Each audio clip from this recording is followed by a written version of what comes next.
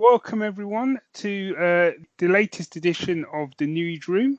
My name is Brian Nugent, aka the Nuge, hence the title. And as always makes it sound like we've been doing 100 of these episodes, but this is only like episode 3. But my co-host, Ant. Hello. You say as always as well. It's always like it's only as always so far. As always. Yeah, good point. Because this could change, Well, if you play your cards right, you might make it to like 10 editions of the Nugeroom. I thought you were going to say if you play your cards right, you might have next week off. Yeah.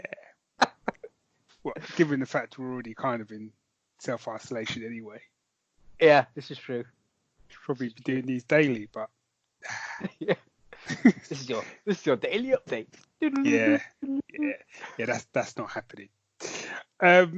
So for those of you that listened to us last week, we took a look at some of the ways that Geekdom is running around to help each other in this current Covid19 pandemic. And because we sort of covered off a fair few things, yeah, we wanted to come back to it today and just have a further discussion. So what it was last week is basically we've launched a hashtag now called Geekdom versus COVID-19. I say we, for all I know, the hashtag could have already been used by other folks, but it doesn't really matter because I've had a look at the hashtag now, and all the stuff that's on there is exactly what we wanted, which is just positive, uplifting stuff that's going on and specific things that people are doing, whether it's offering free courses, free comics, free books, general suggestions, hints and tips for Geekdom. So last week we focused in much more on comics, and we're still going to have a bit of that discussion, but I kind of want to talk about some of the other stuff that's going on. So Anne, I'll start with you. What do you want to kick off with? Well, first of all, I just wanted to say that if people do head over to our website, we have a page set up where we are going to be adding in ideas that we get through as well. So if anyone has any ideas, use the hashtag to let us know, or email us, tweet us, and we'll get them on here as well, just so that there's like a central source of content for things that people can be doing. As you say, last week we were sort of looking at sort of how to help creators a bit more, really. So this time, let's start with some free stuff that we found that people can be doing. Mm-hmm.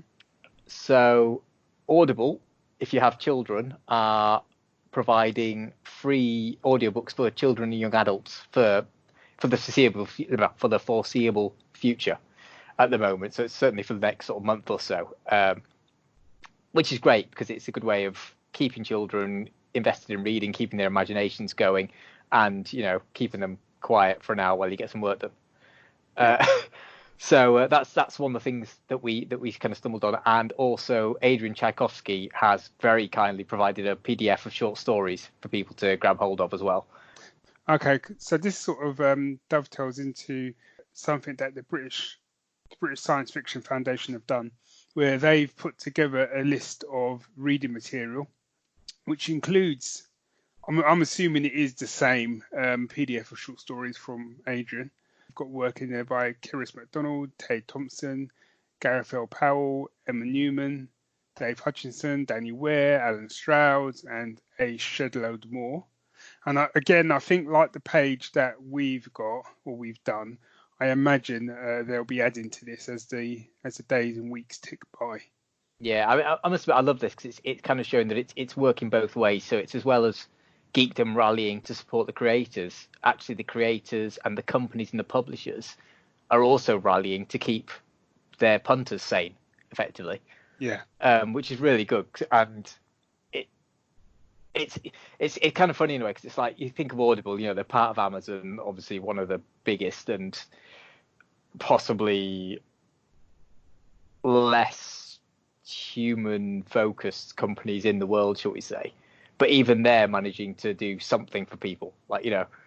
And people can be cynical and say, it's just to get people in so that they forget to not unsubscribe and stuff and so on and so forth. But end of the day, they're giving free stuff for kids to help while kids are off school at home.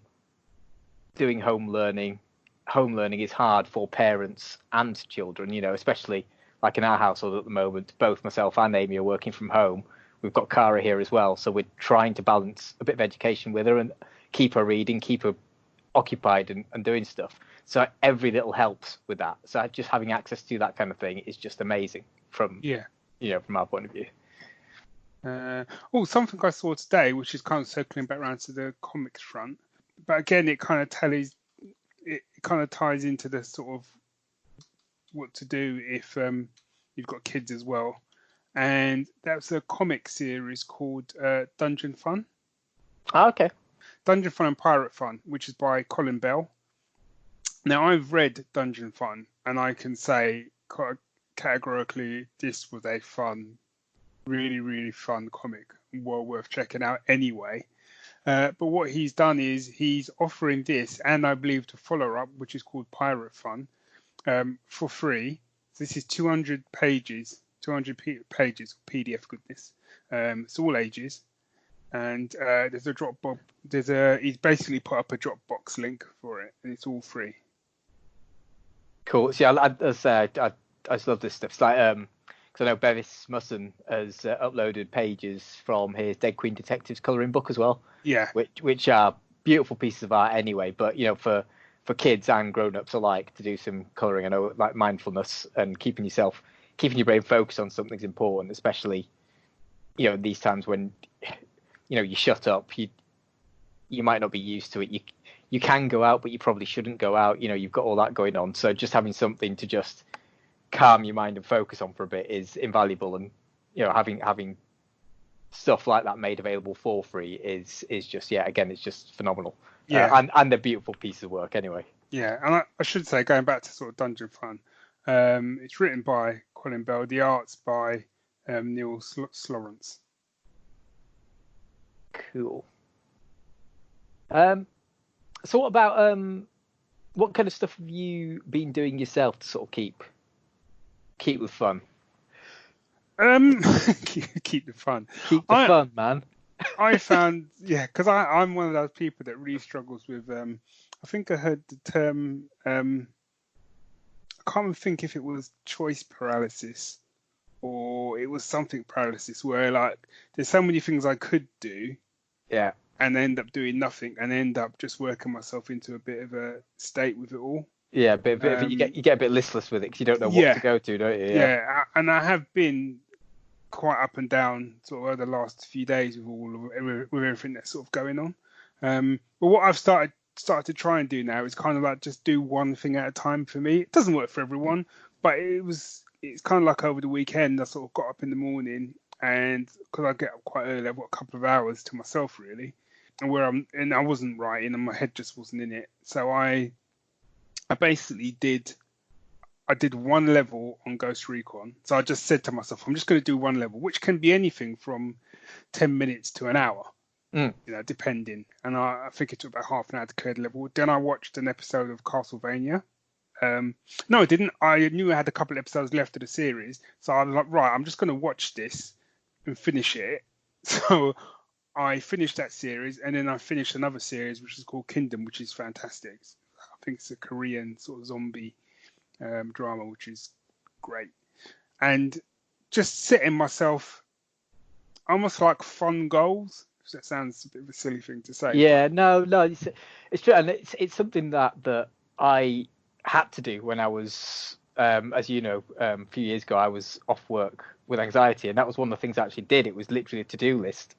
And on the to-do list, it was things like read a chapter of a book. And if I did it, that was an accomplishment for the day. Yeah. And I think in this, like you say, you do either get that choice paralysis or that kind of like, it's a weird state. Because I'm one of those people I'm very happy to just be at home on my own with the stuff that I've got to do. And that normally that's fine. But for some reason, now I've got potentially all this time. I mean, I'm still doing my day job and stuff. But I've potentially got this extra time and like the weekends and stuff. And I'm, like you, I've just been almost like wandering from room to room, sort of, what should I do? What should I do? Yeah.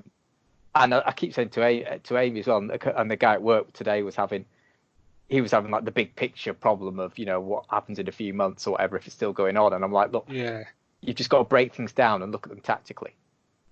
and that even goes down to that level of today I'm just going to do a mission in a game, or I'm just going to read a book, or like last week in the evenings I got that Mega Constructs Castle Grayskull. Yeah. So I was basically building that in the evening while watching Ugly Delicious on Netflix, and then on Sunday I watched the entirety of Size Manos while I was finishing off Castle Grayskull, which I still really don't know quite what I watched, but I enjoyed what I understood with it. We'll talk about that that another time. Yeah. So yeah, and a key thing is keeping it, having these, breaking things down and doing things tactically, and also do try and keep in touch with people. And I think this segues quite nicely into gaming as a way to keep in touch, which is not just video gaming, because as well, we were talking before the recording, you can jump in and do, even if you just join a free-to-play MMO game with your mates, don't really play the game that much, you can use it basically as a social hub and just have a bit of fun and escape from it all while you're doing it. You don't have to think, oh, I need to get to level 60 or whatever. But also board gaming and how you can still have a social tabletop game experience with people, whether that's something you've done before or not. So I don't know if you've got any thoughts on that kind of stuff. Yeah, see, I kind of I know we both discussed about doing more online gaming, and and just from the point of view that now everyone's working from home, that we can try, not all the time because it just doesn't work that way with the sort of jobs that we have, but if ever like our lunch breaks sort of sync up, grabbing a bit of food and then maybe doing a little bit of online gaming, even if it's only half an hour, or 15 minutes, just a quick burst on something. I'm quite interested in the online tabletop gaming because that's not something that I do anyway, because I haven't, unless the once a year we all get together, is the only time I actually do any tabletop gaming. So that would be a great thing to be able to get involved with. Certainly, like even if it was like with you and Amy, or maybe with some other people, Yeah. But I think like it is just trying to find, almost like you say, new ways of harnessing your fun. Finding different ways to get access to that same sort of level of fun, just to sort of take your mind off things a bit. And also keep in contact with people, because it's important to do that as well. Yeah. I mean, that's what I mean. It's kind of all wrapped up into it, really. I mean, I need to do both. I need to have my solitary time, because that's where I sort of, in one respect, that's where I really do recharge, which then allows me to do the second aspect, which is to kind of interact with like everyone else. Yeah. That makes sense.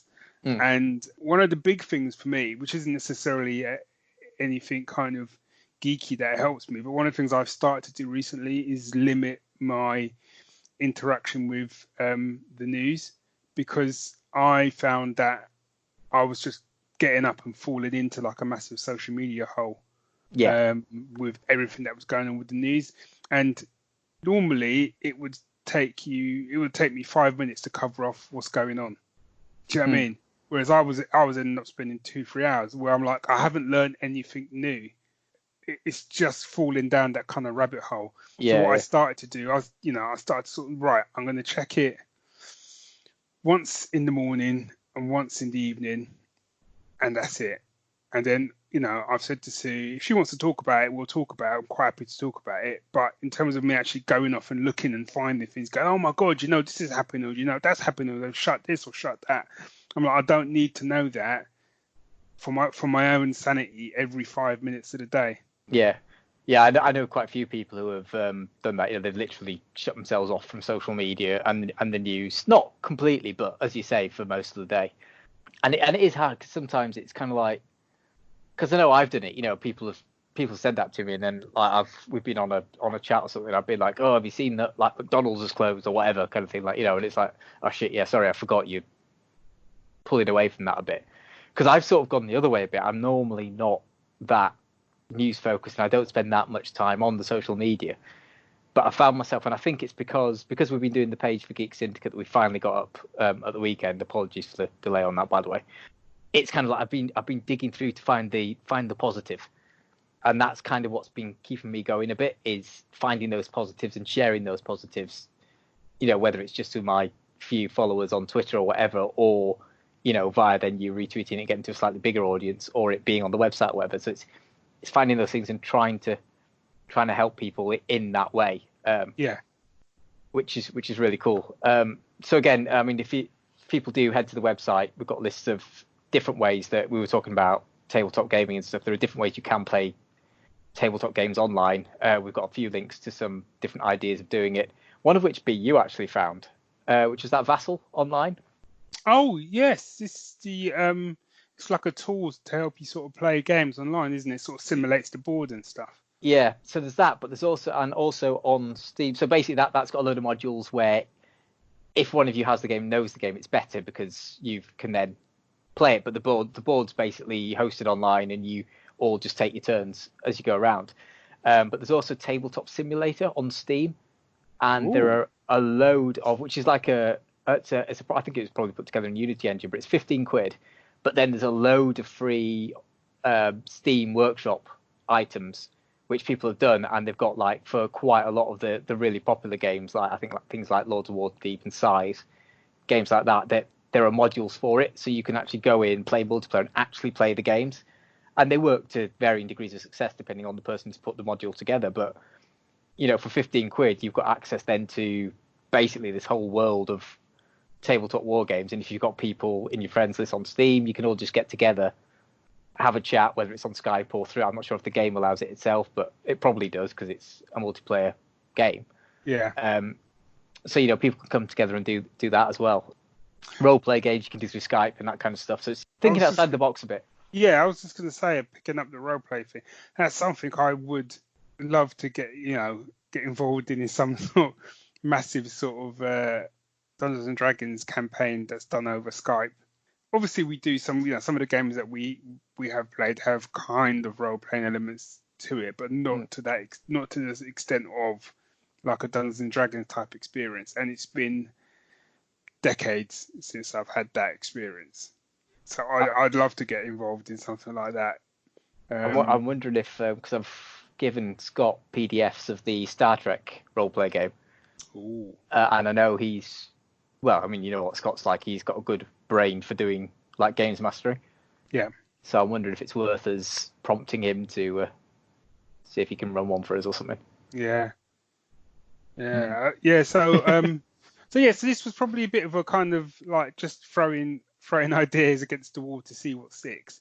But the main thing is what we're trying to say is there's a lot of good being done out there at the moment. And actually, I know you said you were digging down to find some of the stuff people are doing, but what I found is you don't have to dig too far. Oh yeah, sorry, yeah, I wasn't implying that. No. I know. Sorry, I didn't mean to imply that I was having to go really search for it. No. But yeah, there's a lot of good stuff going on, and there's a lot of useful stuff and a lot of useful tips, and not just specifically for geeks, but there are tips out there for we won't go into them now, but there are tips out there because obviously there's a lot of people that are working from home for the first time. Now both Ant and I have worked from home for quite some time, so we kind of know the ins and outs of it and the pitfalls. But there's a lot of advice out there and a lot of tips for people who are working from home for the first time, and just things that you can do and stuff like that. Keep yourself sane and, keeping those same routines that you've had at work. And I think at the moment it's still very early days, but I think as the weeks go on, I think these tips will become really, really useful for people. Yeah, definitely. So as Ant already mentioned, we now have a page dedicated to all of this stuff. So if you find any ideas, drop us an email to geeks@geeksyndicate.co.uk or just reach out via Twitter or the social media platform you're choosing. And if you're a creative person or creator that's doing any of these things, then again, get in contact. So there are quite a few sites that are putting together lists as well. It's not just us.